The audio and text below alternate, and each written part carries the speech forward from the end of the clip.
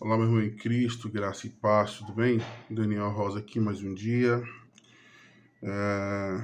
Hoje, quarto dia de nossas meditações. Estava já partindo para Gênesis capítulo 4, capítulo 5 e capítulo 6. Porém, não dá para deixar de lado o capítulo 3,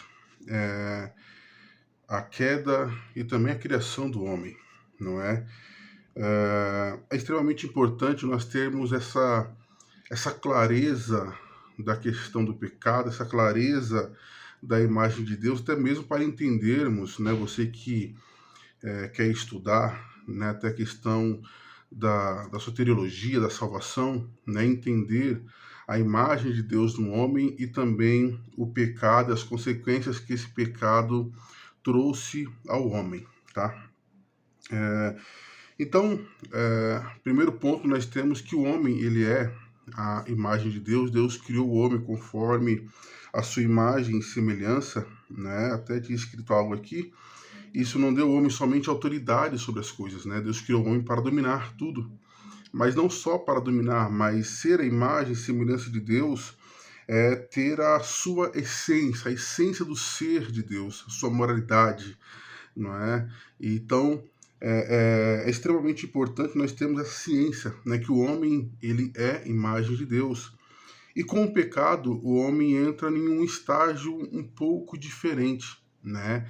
Essa imagem de Deus, ela é arranhada, né? O homem entra em estado que os teólogos vão chamar de depravação, né? E aí tem um pouco de divergência acerca disso, sobre essa extensão ou grau é, de depravação, né? Eu tenho uma crença no meio termo disso. O homem, de fato, ele é depravado, tá? O homem é mau, a sua essência hoje é má por causa do pecado. O pecado manchou a imagem de Deus no homem. Isso tem que ficar muito claro na sua mente para entender a sua posição diante da salvação, tá bom?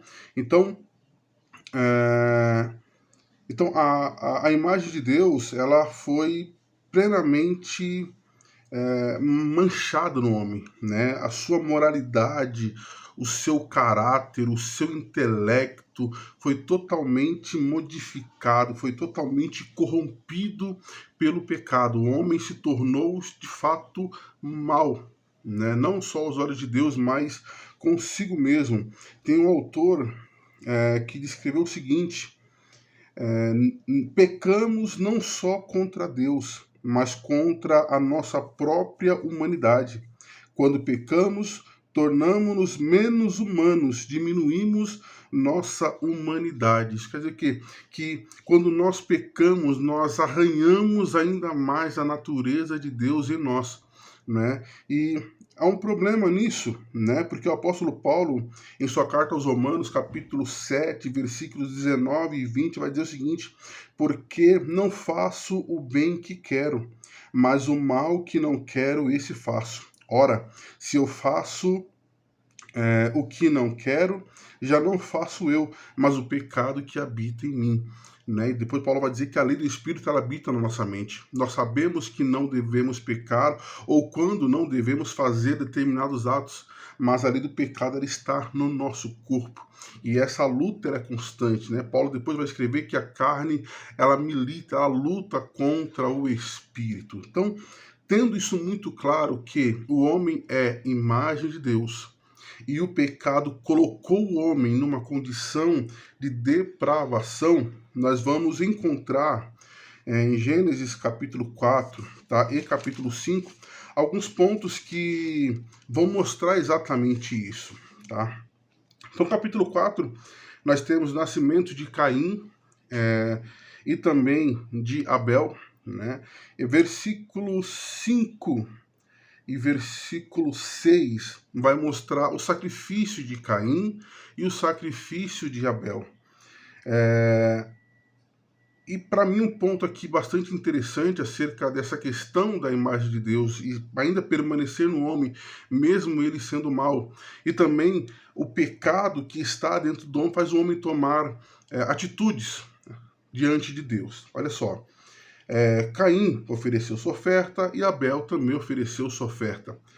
Versículo 5, final vai dizer: agradou-se o Senhor de Abel e de sua oferta, ao passo que de Caim e de sua oferta não se agradou. Então note que Deus, ele se agradou primeiro do homem, para depois agradar-se da sua oferta. Né? A Bíblia vai dizer, não me recordo agora capítulo e versículo, que quando for oferecer sacrifício, ou quando for levar a sua oferta ao Senhor, que nós devemos estar em paz com o nosso irmão. Se você tem alguma coisa com o seu irmão, vai lá, né? Deixa lá, guarda lá a sua oferta.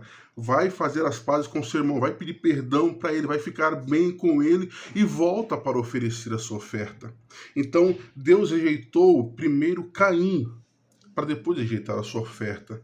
Então, porque o coração do homem é mau, o seu propósito é mau, automaticamente a sua oferta não vai valer.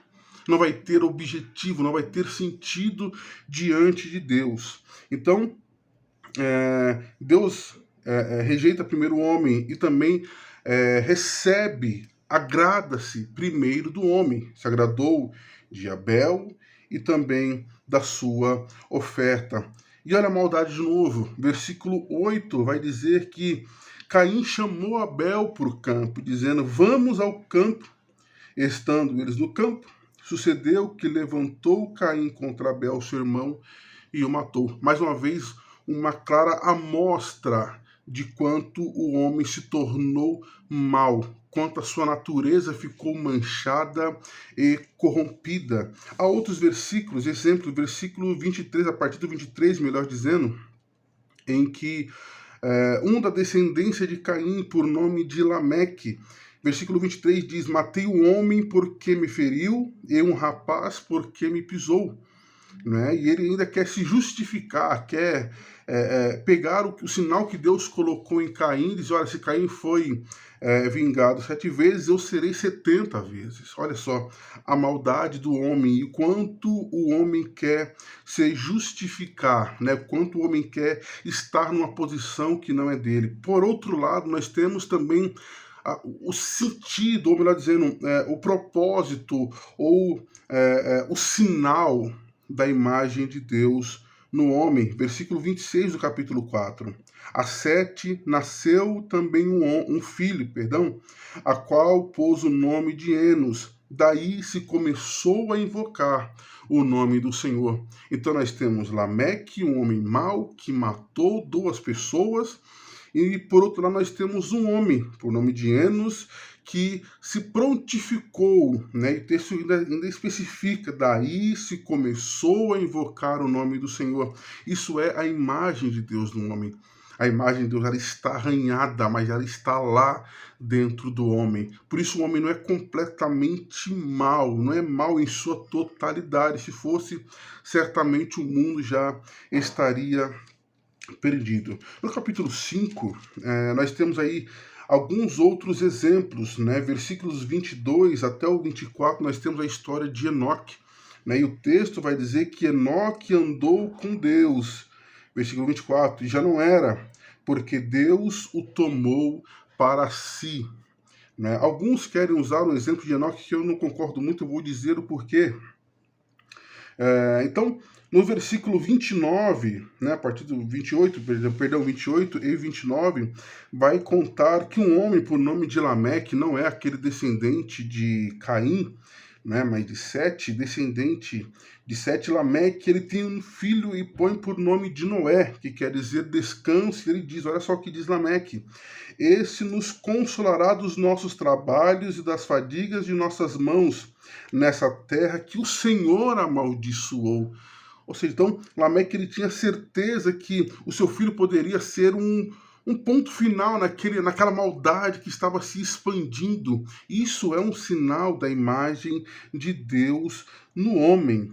Amém? Então, nós temos que ter essas coisas muito claras em nossa mente. tá? O pecado, ele colocou o homem numa posição muito ruim, numa posição de depravação. O homem perdeu, né, toda aquela essência maravilhosa que ele tinha de Deus.